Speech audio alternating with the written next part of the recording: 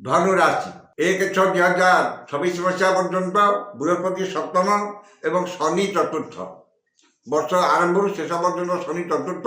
June ମାସ ପର୍ଯ୍ୟନ୍ତ ଶନି ବୃହସ୍ପତି ସପ୍ତମ ହେଉଥିବା ହେତୁ ସବୁ ବର୍ଗର ବ୍ୟକ୍ତିମାନଙ୍କର ବ୍ୟବସାୟୀ, କର୍ମଜୀବୀ, ଶିକ୍ଷାର୍ଥୀ, କ୍ରୀଡ଼ାବିତ୍, ଗୃହିଣୀ ଏବଂ ବୈବାହିକ ଆଶାୟୀ ସବୁ ବର୍ଗର ବ୍ୟକ୍ତିମାନଙ୍କର 1/6/2025 ପର୍ଯ୍ୟନ୍ତ ଆର୍ଥିକ ସ୍ଥିତିରେ ଠିକ୍ଠାକ୍ ରହିବ ଏବଂ ସେମାନଙ୍କର ପାରିବାରିକ ଶାନ୍ତି, ମାନସିକ ଶାନ୍ତି ଏସବୁ ଜିନିଷ ଠିକ୍ଠାକ୍ ରହିଲେ ମଧ୍ୟ ଶନି ଚତୁର୍ଥରେ ରହିଥିବା ହେତୁ ଯାନବାହନରେ ଖର୍ଚ୍ଚାନ୍ତ, କୋର୍ଟ କଚେରୀ ମାନି ମକଦ୍ଦମା ଏବଂ ଆର୍ଥିକ ମୂଲ୍ୟମାନ ପଦାର୍ଥ ନଷ୍ଟ ହଜିଯାଇପାରେ କିମ୍ବା ଧନକୁ ନେଇ ବିବାଦ ମାନି ମକଦ୍ଦମାରେ ପଡ଼ିପାରନ୍ତି। ଏସବୁ ଜିନିଷ ସବୁ ବର୍ଗର ବ୍ୟକ୍ତିମାନେ ଭୋଗ କରିବେ।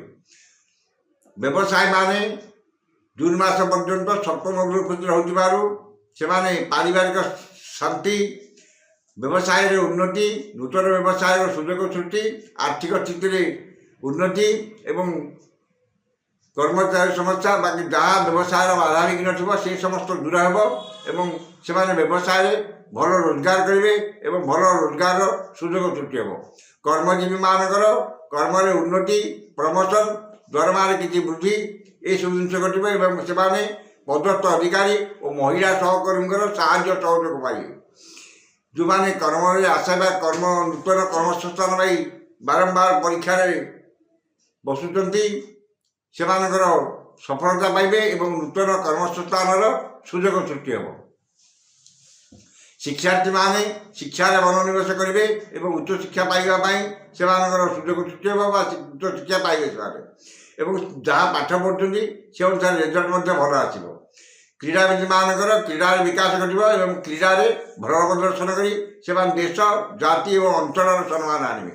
ଗୃହିଣୀମାନେ ଆର୍ଥିକ ସ୍ଥିତିରେ ସ୍ୱଚ୍ଛଳତା ଆସିବ, ପାରିବାରିକ ଶାନ୍ତି ଅତୁଟ ରହିବ ଏବଂ ଦେହ ମନ ସୁସ୍ଥ ରହିବ।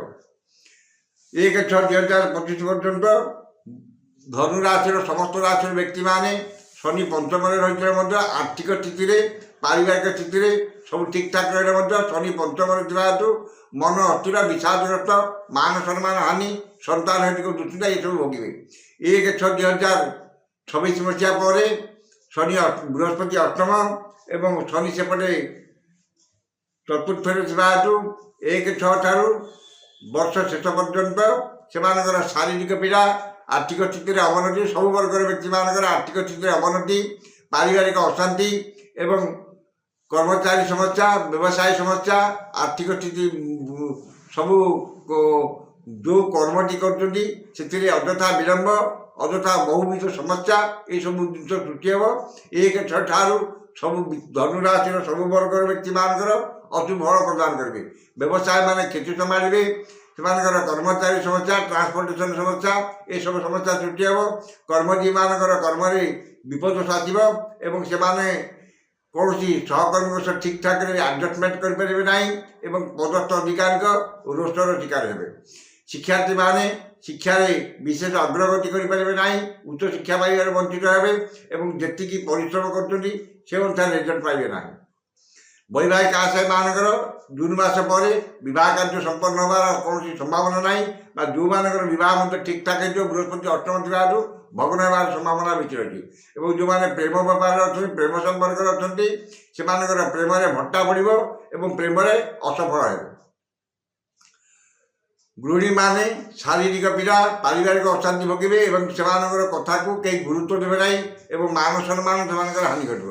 ତେଣୁ ସବୁ ବର୍ଗର ବ୍ୟକ୍ତିମାନ, ଧନୁରାଶିର ସବୁ ବର୍ଗର ବ୍ୟକ୍ତିମାନଙ୍କର ବୃହସ୍ପତି ଓ ଶନିଙ୍କର କବଚ ଲଗାଇ ଧାରଣ କରି ମନ୍ତ୍ର ପଢ଼ନ୍ତୁ। ନିଶ୍ଚିତ ଭାବରେ ଧନୁରାଶିର ସବୁ ବର୍ଗର ବ୍ୟକ୍ତିମାନଙ୍କର 2026 ବର୍ଷଟି ନିଶ୍ଚିତ ଭାବରେ ଶୁଭ ଫଳ ପ୍ରଦାନ କରିବେ।